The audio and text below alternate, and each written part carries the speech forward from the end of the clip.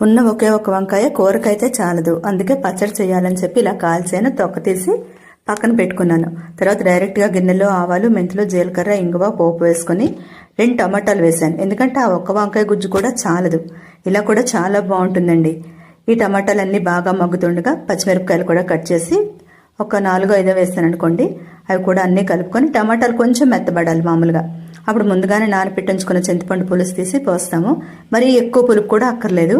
చాలా బాగుంది. కలర్ అయితే సూపర్ కలర్ వచ్చిందండి. టమాటాలు అంత ఎర్రగా ఉన్నాయి. ఉప్పు, పసుపు, కొంచెం బెల్లం కూడా వేస్తాము.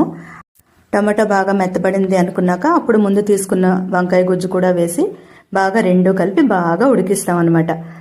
కొంచెం గరిటె జారుగా అయ్యే వరకు ఉంచుకొని స్టవ్ ఆఫ్ చేస్తే బాగుంటుంది. కొబ్బరికాయ శనగపప్పు కూర కూడా చేశాను. ఒక ఇంట్రెస్టింగ్ టాపిక్తో లేటెస్ట్ బ్లాగ్ ఛానల్లో అప్లోడ్ అయింది. అది మీరు చూడాలంటే మన ఛానల్ పేరు కింద ఉన్న ప్లే బటన్ని క్లిక్ చేస్తే డైరెక్ట్గా చూడొచ్చు. అందరికీ నమస్కారం.